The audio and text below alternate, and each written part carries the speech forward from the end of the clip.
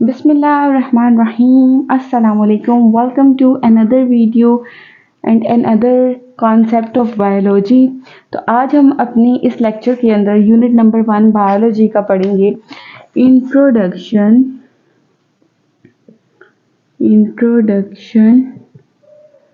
To biology.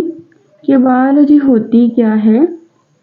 Basically जो है biology जो है इसकी सबसे पहले साइंस से रिलेशन है, यानी कि सबसे पहले साइंस जो है मेन चीज़ साइंस आई थी, फिर साइंस को जो है वो डिफरेंट ब्रांचेस में तकसीम कर दिया गया ताकि हम इजीली जो है हर सब्जेक्ट के कॉन्सेप्ट्स को इजीली अंडरस्टैंड कर सके। जैसे कि अब बायोलॉजी है, फिजिक्स है, केमिस्ट्री है, बेसिकली इनको मिला के मैथमेटिक्स को मिला के साइंस ही बनती है, लेकिन इसके सब डिवीजन्स कर दी गई ताकि हमें अंडरस्टैंड करने में, बच्चों को अंडरस्टैंड करने में आसानी हो सके।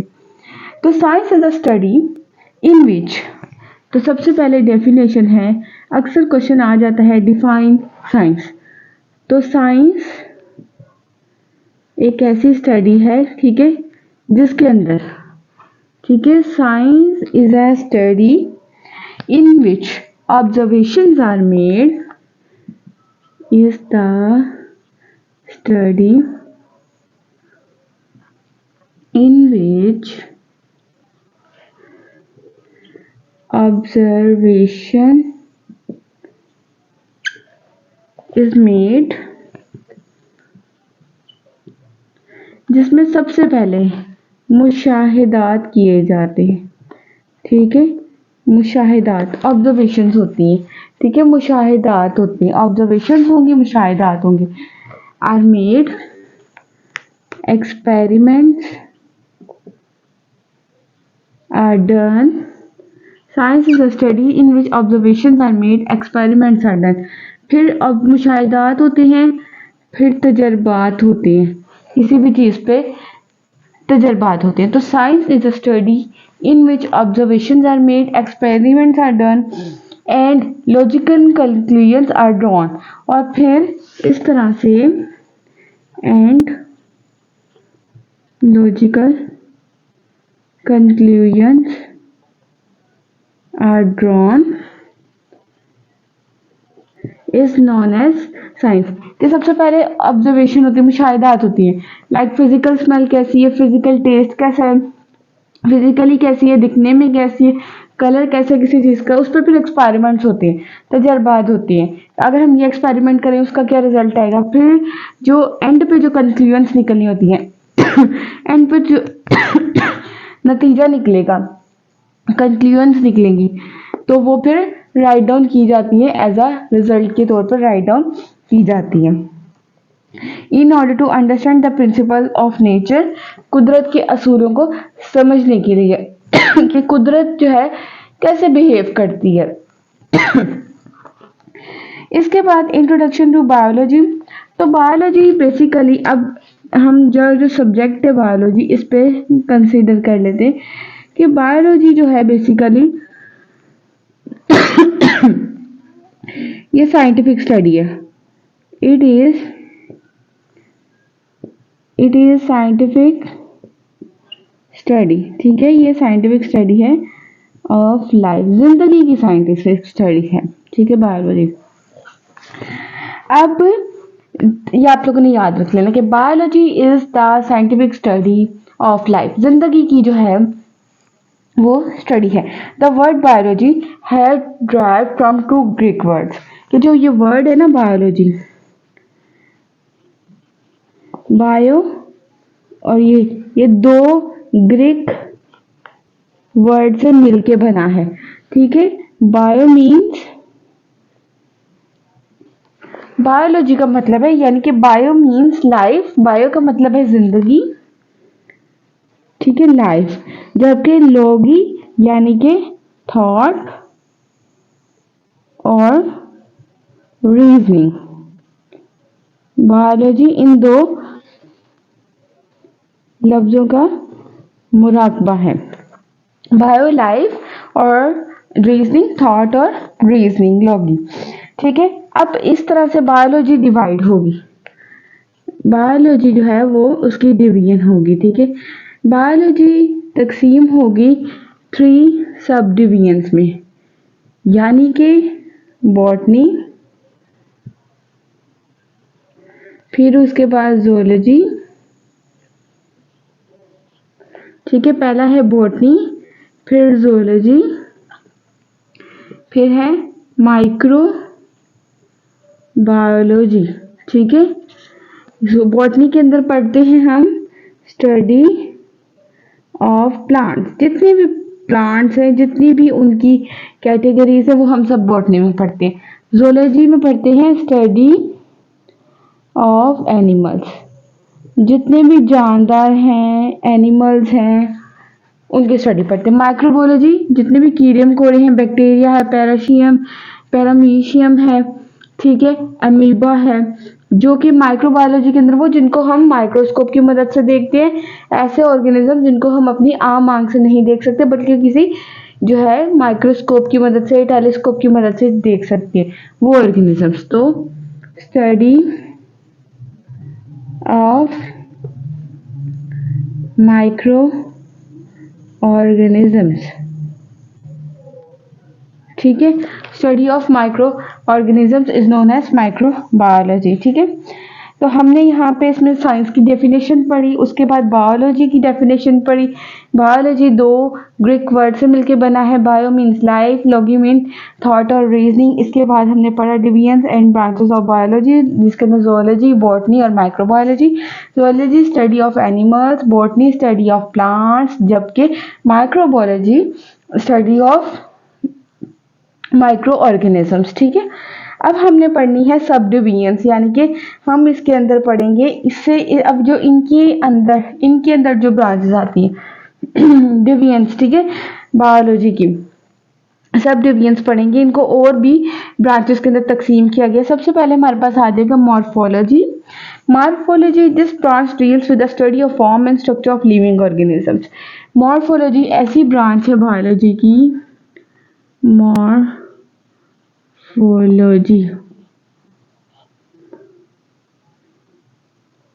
ऐसी ब्रांच बायोलॉजी की, ठीक है ना, जिसके अंदर हम पढ़ते हैं this branch deals with the study of form and structures of living organism. कोई भी लिविंग ऑर्गेनिज्म है वो दिखने में कैसी है, उसकी अपीयरेंस कैसी है, वो कैसी उसकी बॉडी है, फिजिकली कैसी है, तो मॉर्फोलॉजी इसके अंदर पढ़ते हैं। फिर हम एनाटॉमी,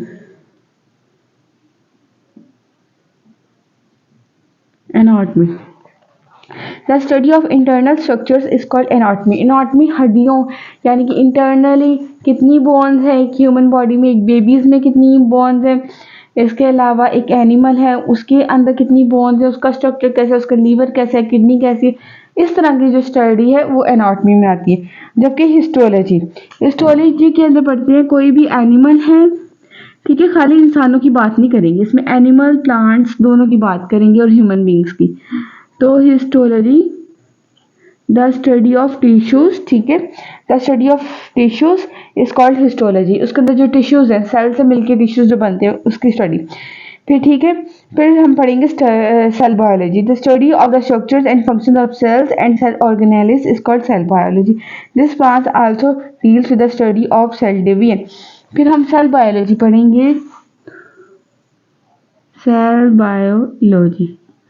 सेल बायोलॉजी के अंदर बेसिकली जो है हम पढ़ेंगे सेल्स की स्टडी, सेल्स कैसे डिवाइड होती हैं, 2 से 4 में कैसे तकसीम होते हैं, 4 से 8 में, 8 से आगे फर्दर कैसे उनकी डिवीजन्स होती हैं, वो सेल बायोलॉजी में पढ़ेंगे। सेल बायोलॉजी बेसिकली है, इसमें माइटोसिस आ जाता है, मियोसिस का अमल आ जाता है। सेल बायोलॉजी में एक बेबी है उसकी रिप्रोडक्शन का सारा डेवलपमेंट वो भी सेल बायोलॉजी के अंदर आएगा, ठीक है। सेल की तकसीम होना, फिर एक ह्यूमन बींग का फर्दर डेवलपमेंट करना, इस तरह ये सारी जो स्टडीज हैं ये सेल बायोलॉजी के अंदर पढ़ी जाती हैं।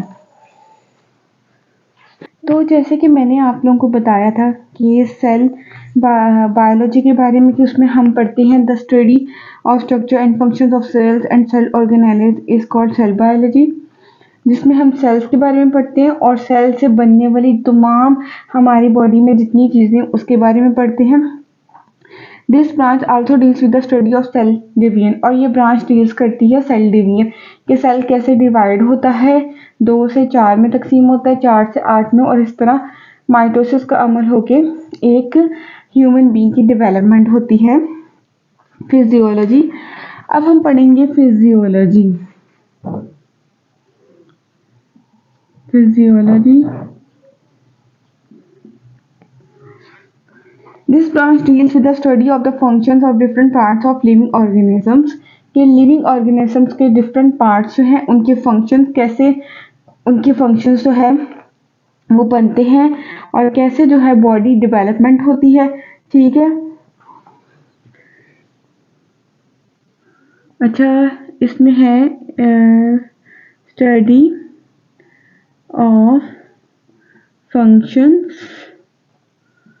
कैसे फंक्शन करते हैं। ठीक है, कोई भी लिविंग ऑर्गेनिज्म है, हम हो सकते हैं, एनिमल हो सकता है, प्लांट हो सकता है। फंक्शंस ऑफ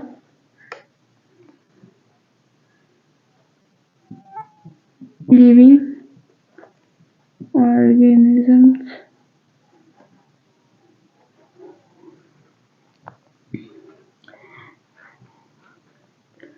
ऑफ देयर, इनके जो हैं डिफरेंट पार्ट्स, डिफरेंट बॉडी के पार्ट्स। ठीक है, फिजियोलॉजी। फिर आता है जेनेटिक्स, इसमें हम जेनेटिक्स में स्टडी करते हैं स्टडी ऑफ जीन्स। ठीक है, जीन्स एक ऐसा अमल है जिसमें हमारी नस्ल दर नस्ल ट्रांसफॉर्मेशन होनी है, मदर टू जो है चिल्ड्रन में, फादर मदर से, हमारे फोर फादर्स हैं उनकी खसूसियात जो हमारी मदर और फादर में ट्रांसफ़र हुई, उनकी मिला के जितनी भी खसूसियात जो हमारी नस्लों में आगे चलनी है वो जेनेटिक्स कहलाए जाते हैं। तो इसमें स्टडी ऑफ जीन्स, जीन्स कैसे रद्द अमल पेश करते हैं किसने, एंड देयर रोल, और उनका जो है रोल क्या है, and their role in inheritance. ठीक है, विरासत में जीन्स का क्या रोल है, is called genetics. Inheritance means the transmission of characters from one generation to the other. Inheritance का मतलब है विरासत, कि जो भी कोई चीज़ हमें विरासत से मिलेगी, अपने फोर फादर से, अपने मामा पापा से, हमें दादा दादी से मिलेगी, वो कहलाई जाएगी विरासत। ठीक है, इनहेरिटेंस। एम्ब्रियोलॉजी, इसमें study of development of egg. ठीक है, एम्ब्रियोलॉजी,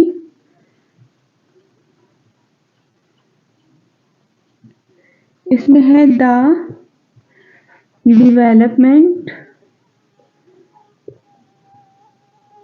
ऑफ एम्ब्रियो।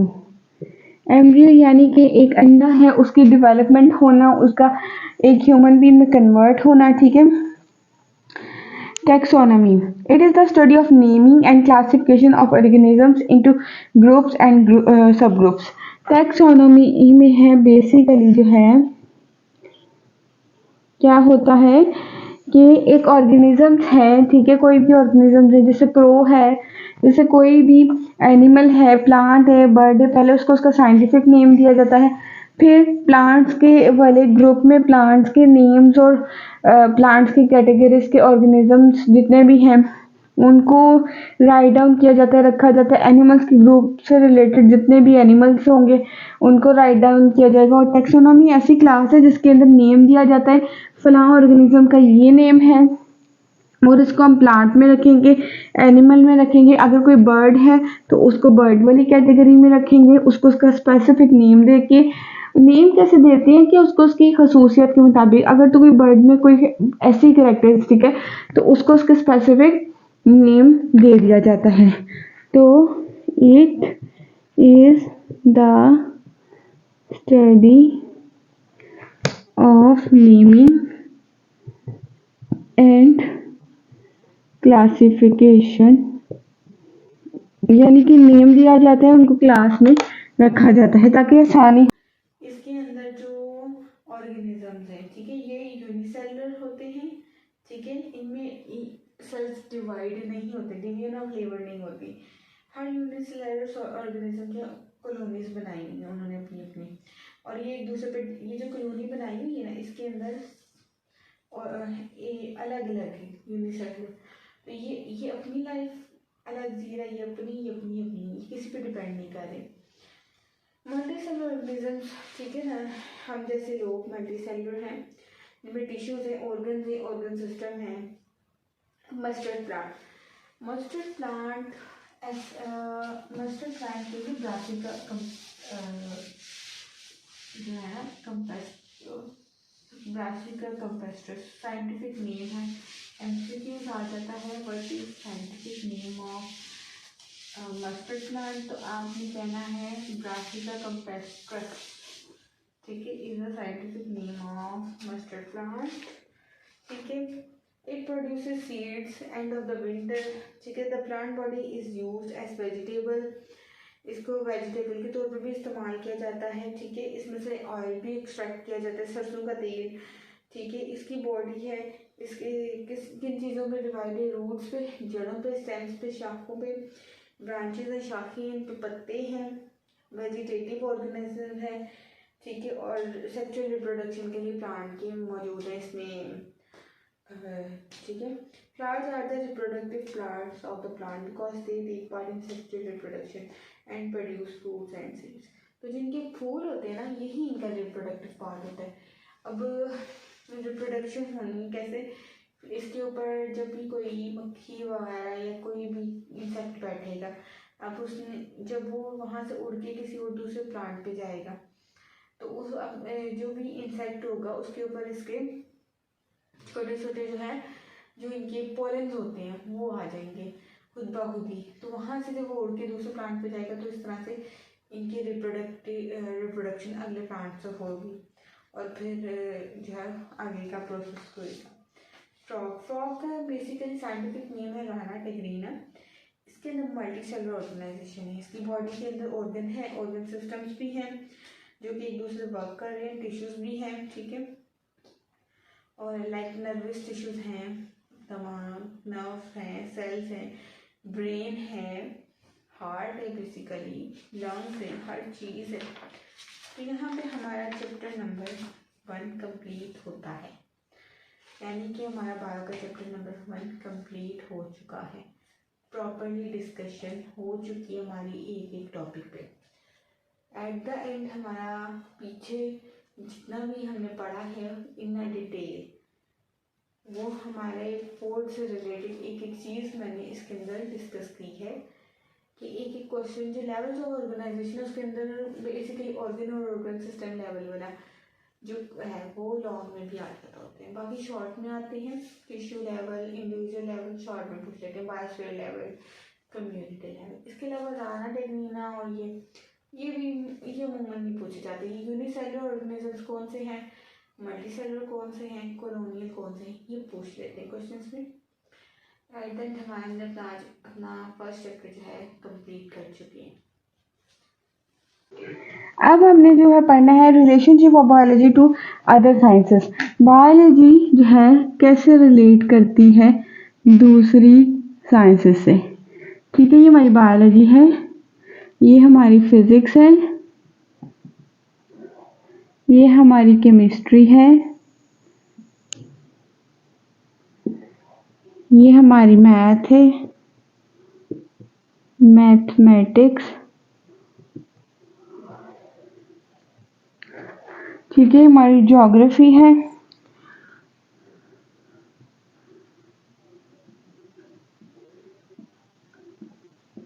और बायोलॉजी कैसे रिलेट कर रही है, ये कैसे बायोफिजिक्स कहला रही है, ये कैसे बायोकेमिस्ट्री कहला रही है, ये कैसे बायोमैथमेटिक्स कहला रही है,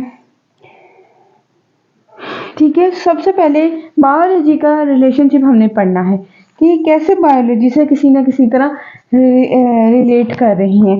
तो यहाँ पे बायोफिजिक्स जो है इसमें हम जैसे पढ़ते हैं, it deals with the study of principles of physics which are applicable to biological phenomena. For example there is a similarity between the working principles of lever in physics and in limbs of animals in body. अब कुछ ऐसे principles हैं physics में जिसमें हम जो है बात कर लेते हैं, कुछ ऐसे प्रिंसिपल्स हैं जो कि बायोलॉजी और फिजिक्स में बहुत रिलेट करते हैं। कह रहे हैं इसमें वर्किंग प्रिंसिपल और लेवर है, ठीक है, और जो फिजिक्स के अंदर ये पढ़ा जाता है, और जबकि लिम्स है वो एनिमल्स की जो है बायोलॉजी में पढ़े जाते हैं। अब लेवर है, लेवर जब हम किसी चीज़ को जो है वो उठाना लेवल अप करते हैं, तो और लिम्स का भी, हमारे जो लिम्स है इनका भी लेवल अप करना, इसका और बायोलॉजी से बड़ा रिलेट है। तो इसी तरह यहाँ पे बायोफिजिक्स से ये रिलेट करता है, ठीक है। यहाँ पे ये फिजिक्स से रिलेट करता है। जैसे अब बायोफिजिक्स से बायोलॉजी कैसे रिलेट करती है कि मसल्स, हम किसी को चीज़ को उठाते हैं। अब फिजिक्स में किसी चीज़ को उठाना है, जबकि बायोलॉजी में मसल्स जो हैं और बोन पढ़ा जाता है। तो किसकी मदद से उठा रहे हैं? मसल्स, इसकी मदद से हम उठा रहे हैं। तो फिजिक्स में किसी चीज़ को उठाना किसकी? मसल बोन से। तो ये बायोलॉजी से रिलेट करे, क्योंकि उसके अंदर हम लिम्स पढ़ते हैं, बॉडी की मूवमेंट पढ़ते हैं, ये सारा कुछ इस तरह फिजिक्स रिलेट करती है बायोलॉजी से। जबकि केमिस्ट्री में जैसे हम पढ़ते हैं, it deals with the study of chemistry of different compounds and processes occurring in living organisms। Chemistry के अंदर हम कंपाउंड्स के बारे में पढ़ते हैं, बहुत सारे प्रोसेसेस होते हैं लिविंग ऑर्गेनिजम्स के अंदर।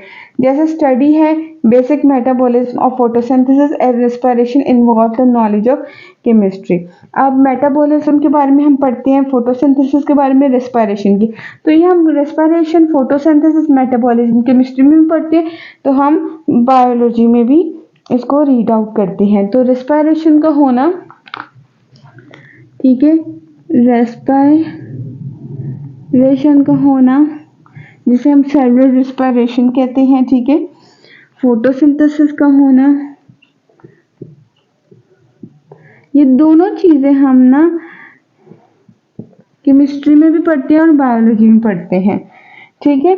बायोमैथमेटिक्स, अब बायोलॉजी के अंदर मैथमेटिक्स कहाँ पे यूज होता है? कैलकुलेशन करने में, कि अब हम चैप्टर 2 प्रॉब्लम सॉल्विंग में कैलकुलेशन पढ़ेंगे, उसके अंदर बर्ड्स की कैलकुलेशन वगैरह, उसमें भी मैथ का यूज हो रहा है। तो इस तरह से बायोलॉजी और मैथ भी आपस में इंटरकनेक्टेड है, ठीक है ना। इसमें बायोमेट्री यानी कि कैलकुलेशन का होना, ठीक है। और बायोजियोग्राफी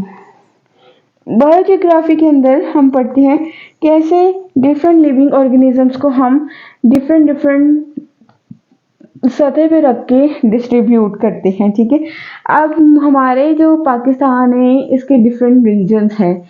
अब इन डिफरेंट रीजन्स में हर तरह का अलग अलग कैटेगरी के, उनके रीजन्स के मुताबिक जो एनिमल्स रहते हैं, प्लांट्स हैं, वो भी डिफरेंट रीजन्स में, बर्फानी इलाके में अलग हैं, फिर गर्म जगहों पे अलग हैं एनिमल्स, और जो बर्फानी इलाके में वो नॉर्मल टेम्परेचर पे सरवाइव नहीं कर सकते। इस तरह से इनकी स्टडीज़ बेसिकली, तो ये बायोजियोग्राफी से रिलेट करिए, बायोलॉजी से इसलिए रिलेट करिए क्योंकि एनिमल्स आ गए उसमें, एनिमल्स को कैसे डिस्ट्रीब्यूट किया हुआ है वर्ल्ड के, दुनिया के मुख्तलिफ रीजन्स में। तो जियोग्राफी, क्योंकि जियोग्राफी अर्थ के बारे में बात हो रही है दुनिया के मुख्तलिफ रीजन्स में, तो वो बायो और जियोग्राफी से रिलेट कर रहा है। अब यहाँ पे एक बायो इकोनॉमिक्स भी है, जिसके अंदर ऑर्गेनिजम्स को इकोनॉमिकली भी देखा जाता है, यानी कि ऑर्गेनिजम्स हैं, ठीक है। अब एक वीट है, गंदम, और चावल है, वीट है, गंदम, ठीक है, और यील्ड है, ठीक है। तो इसके अंदर जो है क्या होगा कि उसकी पैदावार में अगर तो लॉस हो रहा है, और अगर उसकी पैदावार में प्रॉफिट हो रहा है, तो ये चीज़ें भी बायो और जो है इकोनॉमिक से रिलेट, इकोनॉमिकली देखा जाए माशरती तौर पर प्रॉफिट और लॉस, बायोलॉजी तौर पर देखें तो इसकी प्रोडक्शन को कैसे बढ़ाना है, तो साइंटिस्ट बायोलॉजी के थ्रू इसकी प्रोडक्शन को बढ़ाएंगे ना, ताकि हर दुनिया के हर इलाके तक खुराक को पहुंचाया जा सके। तो इस तरह से बायोलॉजी रिलेट करती है हर कैटेगरी के साथ, ठीक है। अब कैरियर्स क्या है बायोलॉजी में? सबसे पहले कैरियर आ जाता है, carriers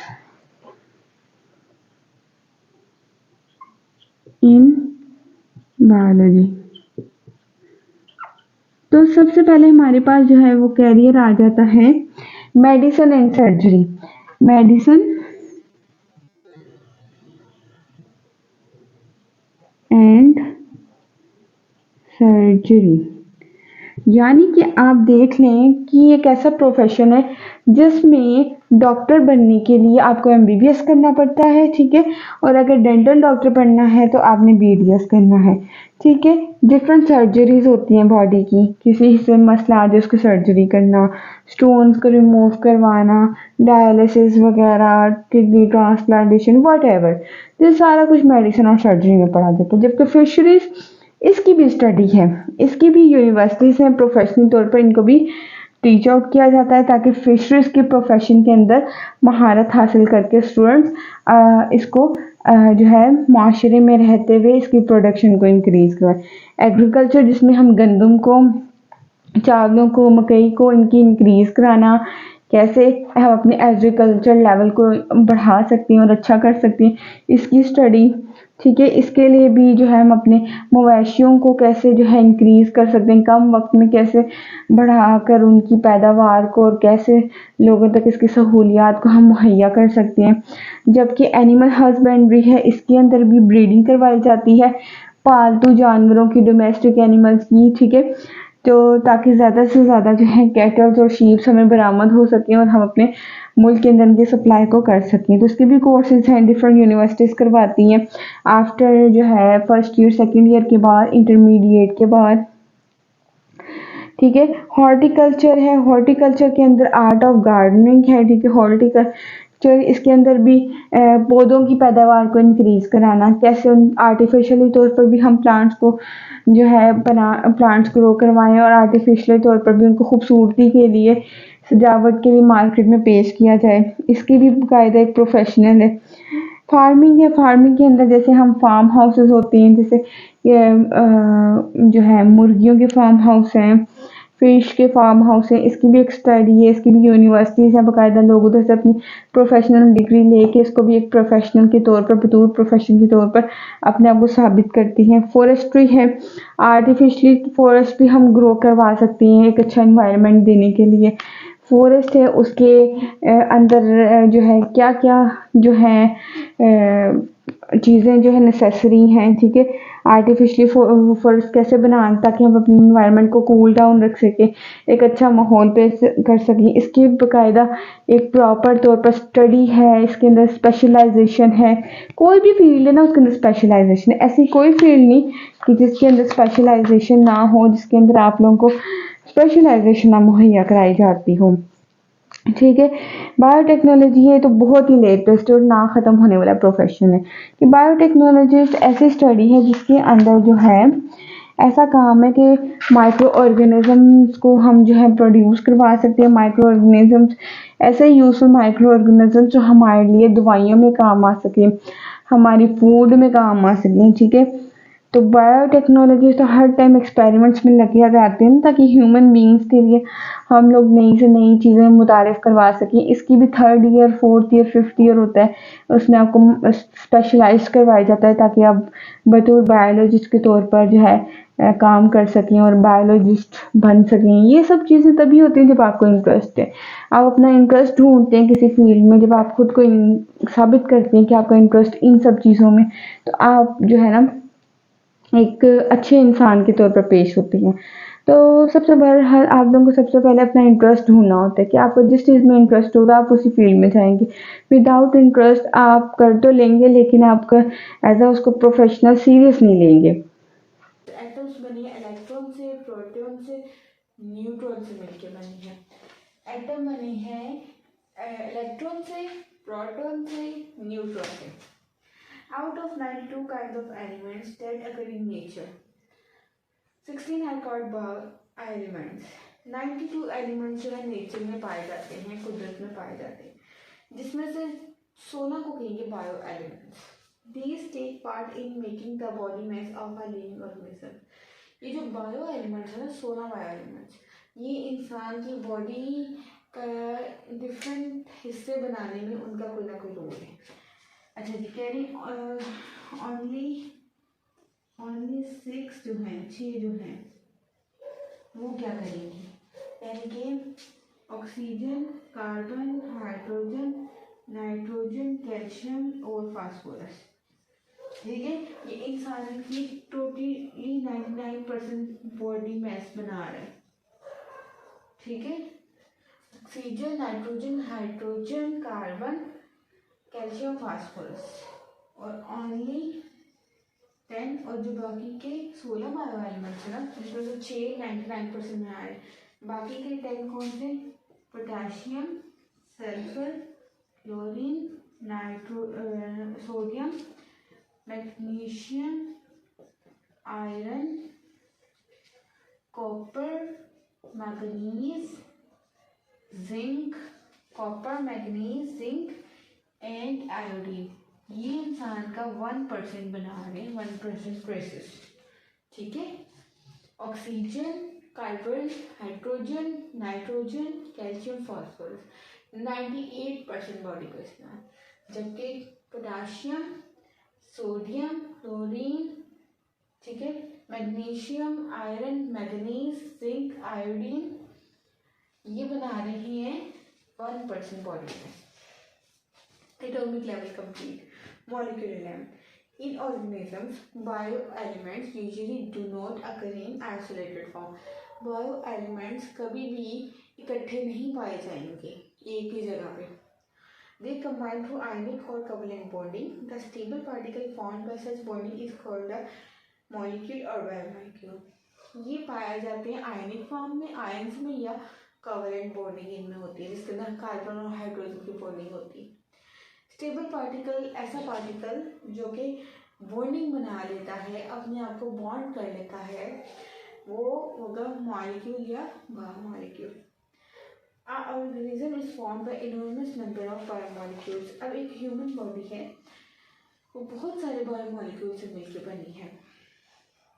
These molecules are the building material and are themselves constructed in great variety and complexity due to specific bonding arrangements. अब ये जो ह्यूमन बॉडी है ना, बहुत सारी कॉम्प्लेक्सिटी से, बहुत सारी प्रचलितियों से मिलकर बनी है. Biomolecules are classified as micromolecules and macromolecules. Biomolecules are of two types. One is macro, बड़ा मॉलिक्यूल, माइक्रो, छोटा molecule. There are two types of biomolecules. One is macromolecules, that is larger one, and another is micromolecules, that is smaller one. Micromolecules जिनका molecular weight low होगा, macromolecules जिनका molecular weight larger होगा. Micromolecules glucose, water. Macromolecules high protein, starch, lipids, चिकनाइयाँ proteins. ठीक है, molecular level clear हो गया. Organelle and cell level. ठीक है, जब बायोमॉलिक्यूल्स मिलके बनते हैं, जुड़ते हैं, तो ये बना लेती है organelles. The organelles are actually subcellular structure and when they assemble together units of life cells are formed. Organelles क्या है? एक्चुअली सब सेलुलर स्ट्रक्चर है, छोटे छोटे स्ट्रक्चर हैं. जब ये आपस में मिलते हैं तो इंसान की जिंदगी का यूनिट यानी कि सेल्स बना देते हैं. Cell is our unit of life. Sales में ना, सेल बेसिकली हमारा क्या है, ये MCQ आ जाता है. Cell is our unit of life. इसको हाईलाइट कर ले, cell is our unit of life. Each type of organelle is specialised to perform a specific function. हर ऑर्गेनेली का मखसूस काम है, उसने फलाने ने कुछ काम करना है, फलाने ने कुछ काम करना है. कोई भी ऑर्गेनेली एक जैसा काम नहीं करेगा. फॉर एग्जाम्पल, माइटोकॉन्ड्रिया का काम क्या है? रेस्पायरेशन का काम करना, सेल्स के अंदर रेस्पायरेशन लेके आना. And ribosomes are specialised for protein synthesis. याद कर रखिएगा, राइबोसोम्स हमारी बॉडी के अंदर प्रोटीन्स बनाते हैं. प्रोटीन्स कौन से? जो हमारे नाखूनों के लिए, बालों के लिए, हमारी स्किन के लिए ज़रूरी है. तो राइबोसोम्स बनाएंगे प्रोटीन्स, जबकि माइटोकॉन्ड्रिया सेल को रेस्पायरेशन का, सांस लेने का अमल करेगा. इन this way functions of cells are accomplished by these specialized structure. इस तरह से हर सेल ने अलग अलग फंक्शन करना है. It is an example of DNA or labor within the cell. अच्छा जी, there are two types of forms. One is prokaryotes, another one is eukaryotes. One is prokaryotes. Pro कहते हैं false, झूठा. Eukaryotes, true. Eukaryotes. In case of prokaryotes, most protists, the entire organism consists of single cell. In case of most fungi, all animals and plant organisms consist of trillions of cells. हम इंसान हैं, plants, human beings, इसमें trillions of cell से मिलके बने हैं, अरबों खरबों सेल से मिलके बनी है। हमें नहीं अंदाजा हमारी बॉडी में कितने सेल्स बन रहे हैं, कितने सेल्स खत्म हो रहे हैं। बहुत सारे सेल्स खत्म होके रीजनरेट होते हैं बॉडी, फिर नए सेल्स बनते हैं। नए सेल्स अंदाजा हमारी बॉडी में कितने सेल्स बन रहे हैं, कितने सेल्स खत्म हो रहे हैं। बहुत सारे सेल्स खत्म होके रीजनरेट होते हैं बॉडी, फिर नए सेल्स बनते हैं, नए सेल्स प्रोड्यूस होते हैं। तो ऐसे ऑर्गेनिजम्स जो कि एक सेल पे मुश्तमिल हों, जो सिर्फ एक सेल जिनका जरिया हो, बैक्टीरिया, प्रोटिस्ट, बैक्टीरिया वगैरह और जितने भी इस तरह के माइक्रो ऑर्गेनिजम्स हैं, ये होंगे प्रोकार्योट्स। जबकि ह्यूमन बींग्स, एनिमल्स, प्लांट्स, ये सारी चीज़ें जो है यूकार्योट्स हैं, जो कि ट्रिलियंस ऑफ सेल्स से मिलके बनी।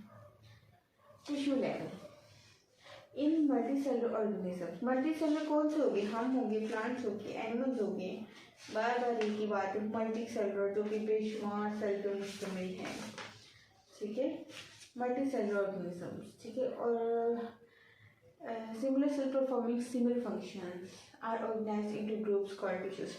जब सिमिलर सेल्स, एक जैसे सेल्स मिलके एक ही फंक्शन परफॉर्म करें और जब वो मिल जाए तो जी बनता है टिश्यूज। टिश्यूज जो हैं बेसिकली क्या करते हैं? टिश्यूज हमारी बॉडी में प्रोटीन्स को लेके चलते हैं, रेस्पिरेशन को लेके चलते हैं, ठीक है। अब बहुत सारे ह्यूमन बॉडी हमारे अंदर भी बहुत सारे टिश्यूज हैं, इनके अलग अलग जो है फंक्शन हैं। अब प्लांट्स के अंदर जैसे एपिडर्मस टिश्यूज हैं, ग्राउंड टिश्यूज हैं, जाइलम टिश्यूज हैं, फिलोएम टिश्यूज हैं, ठीक है। जबकि एनिमल टिश्यूज हैं, नर्वस टिश्यूज, मस्कुलर टिश्यूज, ठीक है ना, इस तरह से animals tissues. Organ and organ system level, अब हम बात कर लेते हैं ऑर्गन एंड ऑर्गन सिस्टम से। टिश्यू लेवल तक एक ऑर्गन के बनने का सारा स्ट्रक्चर, अब जी बनना है एक ऑर्गन में, उसके बाद ऑर्गन की बॉडी का स्ट्रक्चर क्या है, चलना कैसे है उसकी बॉडी में। इन हायर मल्टीसेलुलर ऑर्गेनिजम्स, इंसानों की बात कर लेते हैं। One then more type of tissues having related function are organized together and make a unit called organ. जब एक या एक से ज़्यादा टिश्यूज मिलके जब वो फंक्शन आपस में फंक्शन करते हैं, एक या एक से ज़्यादा टिश्यू आपस में फंक्शंस करते हैं तो वो एक यूनिट बना लेते हैं। उस यूनिट को यहाँ पे नाम दिया गया ऑर्गन का। Different tissues of an organ perform specific functions. अब एक ऑर्गन है, उसके डिफरेंट टिश्यूज हैं, एक ही काम कर रहे हैं, इसको पूरे फंक्शन को कहेंगे, ठीक है ना, ऑर्गन। फॉर एग्जांपल स्टमक एक ऑर्गन है, स्टमक टिश्यू से मिलकर बना है, कोई शक नहीं। अब उसने क्या करना है, खाने को हजम करना है, हमें हजम करना है चीज़ों को, जो भी हम चीज़ करते हैं उसने हजम करना है। तो इसके दो तरह के टिश्यूज स्टमक के अंदर, एक एपिथेलियल टिश्यूज जो कि गैस्ट्रिक जूस को निकालेगा और फूड को अंदर से उसमें करना है, छोटे छोटे पीसेस में जो गैस्ट्रिक जूस है उसमें कन्वर्ट करना है। स्टमक के अंदर ही जो है उन टिश्यूज ने, एपिथेलियल टिश्यूज ने वो करना है। तो वो जो खाना है ना, वो छोटे छोटे बिल्कुल ही ना पीस में कन्वर्ट हो जाएगा, इतना बारीक हो जाएगा ताकि आगे बॉडी तक उसका जो बाकी का है वो सप्लाई हो, जो नहीं चाहिए वो फिर हमारे पोस्टीरियर एंड से निकल जाए, ठीक है। यहाँ पे मस्कुलर टिश्यूज हैं, वो क्या करेंगे, स्टमक की वॉल को ग्राइंड करेंगे, ऐसे करेंगे फिर ऐसे ग्राइंड करना है, जैसे दांत ग्राइंड करते हैं ना, उस तरह स्टमक में मस्कुलर टिश्यूज ग्राइंड करेंगे। जबकि एपिथेलियल टिश्यूज ने तो जूस रिलीज करना है, जो कि उसको फूड को बिल्कुल ही जो है कन्वर्ट कर दे, इतनी नरम हालत में कन्वर्ट करते कि वो हम जो है ना बाकी जो हमारी बॉडी को चाहिए उसमें से वो ले लें, मिनरल्स बॉडी यहाँ पे जी ये चीज़ है। तो इस तरह टिश्यूज आपस में परफॉर्म करते हैं एक ऑर्गन के अंदर और अपना अपना फंक्शन परफॉर्म करते हैं।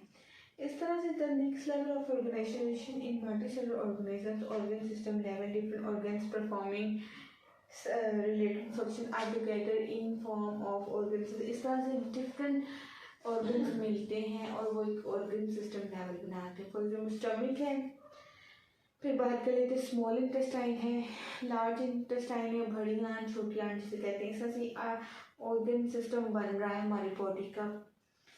ऑर्गन सिस्टम कैरी और process of digestion, major organ in the framework और कैविटी स्मॉल। इस तरह से हमारे यहाँ से शुरू होता है ये सारा काम। इसने क्या किया, माउथ है, माउथ से हमारी एसोफेगस से हमारा फिर आते आते आते स्टमक, ठीक है ना, इस तरह से। और फिर डाइजेशन का जो जितना भी पार्ट आ जाता है। अब हमारा आ जाता है यहाँ पे इंडिविजुअल और पॉपुलेशन लेवल, इंडिविजुअल लेवल और पॉपुलेशन लेवल।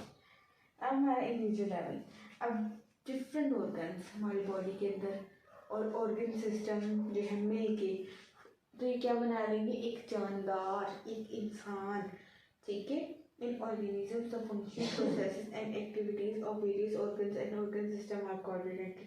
इस तरह से हमारी बॉडी के हर फंक्शन एक दूसरे से कोऑर्डिनेट कर रहे हैं, एक दूसरे से राब्ते में। कोई भी फंक्शन अलग नहीं हो सकता क्योंकि एक बॉडी है। अब फॉर एग्जाम्पल हम एक्सरसाइज कर रहे हैं, एक आदमी एक्सरसाइज कर रहा है, अब वो आदमी बहुत लगातार एक्सरसाइज कर रहा है तो उसकी क्या होगी, दिल की धड़कन तेज होगी, उसके अंदर एनर्जी भी कंज्यूम होगी और दिल की धड़कन भी उसकी तेज होगी, हार्ट बीट तेज है। हमारे जो मसल्स हैं, ठीक है, रेट ऑफ रेस्पिरेशन इंक्रीज हो गया, हार्ट बीट इंक्रीज होगी।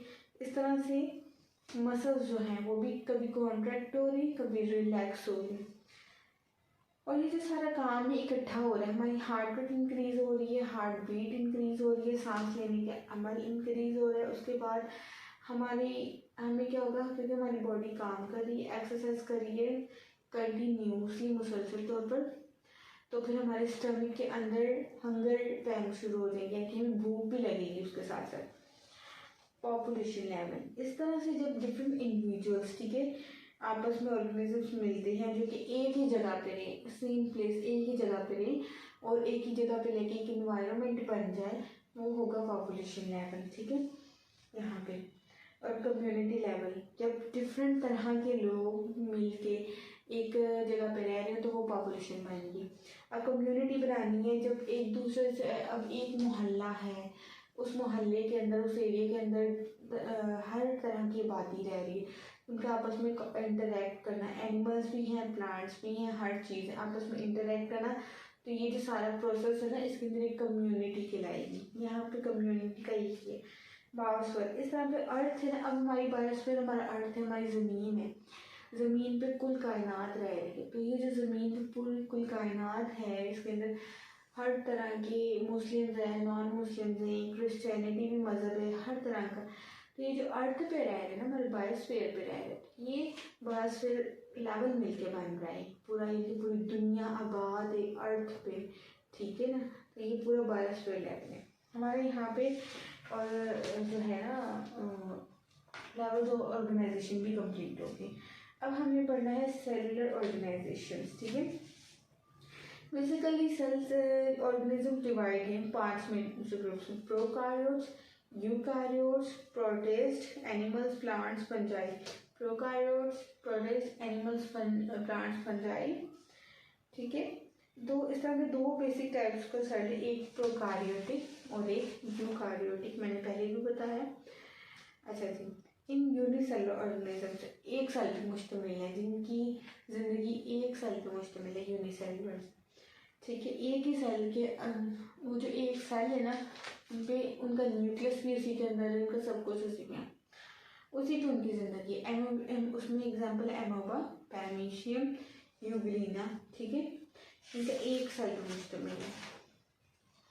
जबकि कॉलोनियल टाइप जो कॉलोनी में रह रही है, ये जो फॉर्म में कॉलोनीज बना रहे हैं ना, इसके अंदर जो ऑर्गेनिजम्स हैं, ठीक है, ये यूनिसेलुलर होते हैं, ठीक है, इनमें सेल्स डिवाइड नहीं होते, डिवीजन ऑफ लेबर नहीं होती,